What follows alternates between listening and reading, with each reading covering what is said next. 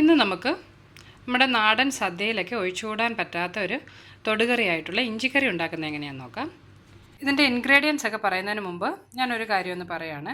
നമുക്കിപ്പോൾ മാർക്കറ്റിൽ ഇതുപോലെ 2 ടൈപ്പിലുള്ള ഇഞ്ചി കിട്ടും. ഒന്ന് ഇതുപോലെ വലിയ വണ്ണമൊന്നും ഇല്ലാത്ത നാടൻ ഇഞ്ചി, പിന്നെ ഒന്ന് കുറച്ച് കട്ടിയുള്ള അതുപോലെ വണ്ണമുള്ള ഇഞ്ചിയും നമുക്ക് ലഭിക്കാറുണ്ട്. നമ്മൾ ഇഞ്ചിക്കറിയൊക്കെ വെക്കുമ്പോൾ ഇതുപോലെയുള്ള നമ്മുടെ നാടൻ ഇഞ്ചി യൂസ് ചെയ്യാൻ ശ്രദ്ധിക്കണം. എന്നാന്ന് വെച്ചാൽ ഇതിനാണ് കൂടുതൽ രുചി. അതുപോലെ നമ്മുടെ ഈ വണ്ണമുള്ള ഇഞ്ചിയിൽ വെള്ളത്തിൻ്റെ അളവ് കുറച്ച് കൂടുതലായിരിക്കും. നമ്മൾ ഇഞ്ചിക്കറി ഉണ്ടാക്കാൻ വേണ്ടി ഇത് എണ്ണയിലിട്ട് വറക്കുമ്പോൾ നല്ല ക്രിസ്പി ആയി കിട്ടാൻ കുറച്ച് ബുദ്ധിമുട്ടായിരിക്കും. അതുകൊണ്ട് എപ്പോഴും നമ്മൾ ഇഞ്ചിക്കറി ഉണ്ടാക്കുമ്പോൾ ഇതുപോലത്തെ നമ്മുടെ നാടൻ ഇഞ്ചി ഉപയോഗിക്കാൻ ശ്രദ്ധിക്കണം. പിന്നെ ഈ ഇഞ്ചിക്കറി പല സ്ഥലങ്ങളിൽ പല രീതിയിലാണ് വെക്കുന്നത്. ഇൻഗ്രീഡിയൻസിനും ഒക്കെ കുറച്ച് മാറ്റം കാണും. ഞാൻ ഇന്നിവിടെ ചെയ്യുന്നത് എൻ്റെ വീട്ടിൽ എൻ്റെ മമ്മിയൊക്കെ ഉണ്ടാക്കുന്ന ആ രീതിയിലാണ് ഞാൻ ഇന്നത്തെ ഇഞ്ചിക്കറി ഉണ്ടാക്കുന്നത്. ഇതിനു വേണ്ടി ഞാനിവിടെ ഒരു 200 ഗ്രാമോളം ഇഞ്ചി ഇതുപോലെ കനം കുറച്ച് വട്ടത്തിൽ അരിഞ്ഞെടുത്തിട്ടുണ്ട്. നിങ്ങൾക്കിത് ഇഷ്ടമുള്ള ഷേപ്പിൽ അരിഞ്ഞെടുക്കാം. ചോപ്പറിൽ വെച്ച് ചെറുതായിട്ട് ചോപ്പ് ചെയ്തെടുക്കുകയോ അല്ലെങ്കിൽ കൊത്തി അരിഞ്ഞോ ഒക്കെ ഇതിലൊക്കെ യൂസ് ചെയ്യാവുന്നതാണ്. ഏതായാലും നമുക്കിത് വറക്കുമ്പോൾ നന്നായിട്ട് ക്രിസ്പി ആയി കിട്ടണം. അതിനുവേണ്ടിയാണ് ഞാനിത് കട്ടി കുറച്ച് വട്ടത്തിൽ അരിഞ്ഞെടുത്തിട്ടുള്ളത്. പിന്നെ കുറച്ച് തേങ്ങാക്കൊത്തും എടുത്തിട്ടുണ്ട്. അതുപോലെ കുറച്ച് ചുവന്നുള്ളിയും വട്ടത്തിൽ അരിഞ്ഞെടുത്തിട്ടുണ്ട്. നമ്മൾ എടുത്തിട്ടുള്ള ഇഞ്ചിയുടെ അളവിൻ്റെ ഒരു പകുതിയോളം മതിയാവും തേങ്ങാക്കൊത്തും അതുപോലെ ചുവന്നുള്ളിയും. പിന്നെ ഇതിലേക്ക് ചേർക്കുന്നതിന് ഏകദേശം ഒരു 1.5 ടീസ്പൂണോളം മുളക് പൊടി എടുത്തിട്ടുണ്ട്. ഇത് ഒരുവിധം നല്ല എരിവുള്ള മുളക് പൊടിയാണ്. നമ്മുടെ ഇഞ്ചിക്കും നല്ലൊരു എരിവുണ്ട്. അതുകൊണ്ടാണ് ഞാൻ മുളക് പൊടിയുടെ അളവ് കുറച്ചിട്ടുള്ളത്. പിന്നെ ഒരു 1/2 ടീസ്പൂൺ മഞ്ഞൾപ്പൊടി എടുത്തിട്ടുണ്ട്. ചിലരൊക്കെ ഇതിൽ പച്ചമുളക് യൂസ് ചെയ്യാറുണ്ട്. ഞാൻ പക്ഷേ ഇന്ന് ഉണ്ടാക്കുന്ന ഈ ഇഞ്ചി കറിയിലേക്ക് പച്ചമുളകൊന്നും ഉപയോഗിക്കുന്നില്ല. പിന്നെ കുറച്ച് വാളൻപുളി എടുത്തിട്ടുണ്ട്. ഇതൊരു നെല്ലിക്കയുടെ വലിപ്പത്തിലുള്ള പുളി ഞാനൊരു 1/2 കപ്പ് ചൂടുവെള്ളത്തിൽ ഇട്ട് വെച്ചിട്ടുള്ളതാണ്. പിന്നെ കുറച്ച് ശർക്കര വേണം. പിന്നെ ഇതിലേക്ക് താളിക്കുന്നതിന് വേണ്ടി കുറച്ച് കടുകും കറിവേപ്പിലയും എടുത്തിട്ടുണ്ട്. അതുപോലെ നമ്മളിത് വറുത്തെടുക്കുന്നത് വെളിച്ചെണ്ണയിലാണ്. പിന്നെ ആവശ്യത്തിന് ഉപ്പും കുറച്ച് വെള്ളവും വേണം. ഞാനിവിടെ ഒരു പാനിലേക്ക് കുറച്ച് വെളിച്ചെണ്ണ ഒഴിച്ചിട്ടുണ്ട്. നിങ്ങളുടെ കയ്യിൽ ഇരുമ്പ് ചീനച്ചട്ടി അല്ലെങ്കിൽ കുഴിവുള്ള പാത്രം ഉണ്ടെങ്കിൽ അതിലേക്ക് എണ്ണ ഒഴിക്കുന്നതായിരിക്കും കുറച്ചുകൂടി നല്ലത്. അപ്പോൾ വളരെ കുറച്ച് എണ്ണയുടെ ആവശ്യമേ വരികയുള്ളൂ. എൻ്റെ കയ്യിൽ അങ്ങനെ കുഴിവുള്ള പാത്രം ഇല്ലാത്തതുകൊണ്ടാണ് ഞാൻ ഇതുപോലത്തെ ഒരു നോൺ സ്റ്റിക്ക് പാൻ എടുത്തിട്ടുള്ളത്. ഈ എണ്ണ ചൂടായി വരുമ്പോൾ അതിലേക്ക് നമ്മൾ അരിഞ്ഞു വെച്ചിട്ടുള്ള തേങ്ങാക്കൊത്തിട്ടൊന്ന് വറുത്ത് കോരിയെടുക്കാം. ഈ തേങ്ങാക്കൊത്തൊരു ബ്രൗൺ കളർ ആകുന്നത് വരെ നമ്മളിത് മീഡിയം ഫ്ലെയിമിൽ വെച്ച് വറുത്തെടുക്കണം.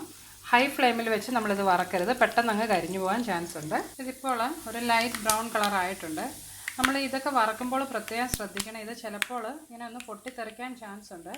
അപ്പോൾ എണ്ണ ദേഹത്ത് വീഴാനും ചാൻസ് ഉണ്ട്. അതുകൊണ്ട് കുറച്ച് കെയർഫുൾ ആയിരിക്കണം. നമുക്കിതിനി ഈ എണ്ണയിൽ നിന്ന് കോരി മാറ്റിയതിന് ശേഷം ഇതിലേക്ക് നമ്മൾ അരിഞ്ഞു വെച്ചിട്ടുള്ള ഉള്ളി ഇട്ട് വറുത്തെടുക്കാം. ഇപ്പോൾ ഞാൻ എണ്ണയിലേക്ക് ആ ചുവന്നുള്ളി അരിഞ്ഞത് ഇട്ട് കൊടുത്തിട്ടുണ്ട്. ഈ നമ്മുടെ ഉള്ളിയിലെയും ഇഞ്ചിയിലെയും ഒക്കെ ആ വെള്ളമയം കംപ്ലീറ്റ് ആയിട്ട് പോകുന്നതിന് വേണ്ടിയാണ് നമ്മളിതിങ്ങനെ വറുത്ത് കോരുന്നത്. ഉള്ളിയും ഇപ്പോൾ ഒരു ലൈറ്റ് ബ്രൗൺ കളർ ആയിട്ടുണ്ട്. ഇതൊരു 1 മിനിറ്റ് കൂടി ഒന്ന് ഫ്രൈ ചെയ്തതിന് ശേഷം ഈ ഉള്ളിയും ഇതിൽ നിന്നൊന്ന് കോരി മാറ്റിയതിന് ശേഷം നമ്മൾ എടുത്തു വെച്ചിട്ടുള്ള ഇഞ്ചി അരിഞ്ഞത് ഇട്ട് ഇതുപോലെ തന്നെ വറുത്ത് കോരാം. ഇപ്പോൾ നമ്മുടെ ഇഞ്ചിയും ഒന്ന് മൂത്ത് വന്നിട്ടുണ്ട്. നമ്മൾ എണ്ണയിലേക്ക് ഇട്ടതിൻ്റെ ആ അളവിൻ്റെ പകുതിയോളമേ ഉള്ളൂ ഇതൊന്ന് മൂത്ത് വന്നു കഴിയുമ്പോൾ. ഇഞ്ചി അങ്ങ് വല്ലാണ്ട് ചുരുങ്ങിപ്പോയില്ലേ, ആ വെള്ളമെല്ലാം അങ്ങ് പോയി കഴിയുമ്പോൾ ഇത് നല്ല ക്രിസ്പി ആകുന്നത് വരെ ഒന്ന് ഫ്രൈ ചെയ്തെടുക്കണം.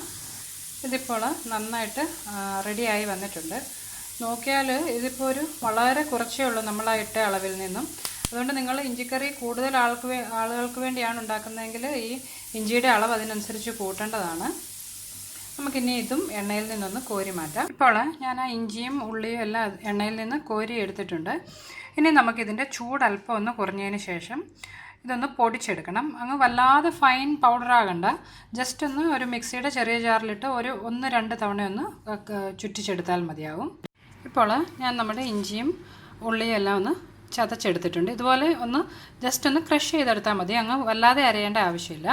ഇനി നമുക്ക് ഇഞ്ചിക്കറി എങ്ങനെയാണ് തയ്യാറാക്കുന്നതെന്ന് നോക്കാം. അതിനായി നമ്മൾ ആദ്യം ഇഞ്ചിയൊക്കെ വറുത്തെടുത്ത ആ സെയിം പാനും അതേ എണ്ണയുമാണ് ഞാൻ യൂസ് ചെയ്യുന്നത്. പക്ഷേ അതിൽ നിന്ന് കുറച്ച് എണ്ണ ഞാനങ്ങ് മാറ്റിയിട്ടുണ്ട്. അത്ര എണ്ണയുടെ ആവശ്യമില്ല. ഈ എണ്ണ ഒന്ന് ചൂടായി വരുമ്പോൾ അതിലേക്ക് എടുത്തു വെച്ചിട്ടുള്ള കടുക് ഒന്ന് പൊട്ടിച്ചെടുക്കാം. ഇതിലേക്ക് കറിവേപ്പിലയും ഒന്ന് ചേർത്ത് കൊടുത്തിട്ടുണ്ട്. ഇനി ഇതിലേക്ക് നമ്മൾ എടുത്ത് വെച്ചിട്ടുള്ള മുളക് പൊടിയും മഞ്ഞൾപ്പൊടിയും ചേർത്ത് കൊടുക്കാം. ഈ മുളക് പൊടിയും മഞ്ഞൾപ്പൊടിയും ചേർക്കുമ്പോൾ അടുപ്പിലെ തീ കംപ്ലീറ്റ് ആയിട്ട് കുറച്ച് വെച്ചുകൊണ്ട് വേണം ചേർക്കാൻ. നന്നായിട്ടൊന്ന് എണ്ണയിൽ വഴറ്റിയെടുക്കണം. ഇത് മൂത്ത് വരുമ്പോൾ അതിലേക്ക് നമ്മൾ എടുത്തു വെച്ചിട്ടുള്ള പുളി പിഴിഞ്ഞത് ചേർത്ത് കൊടുക്കാം.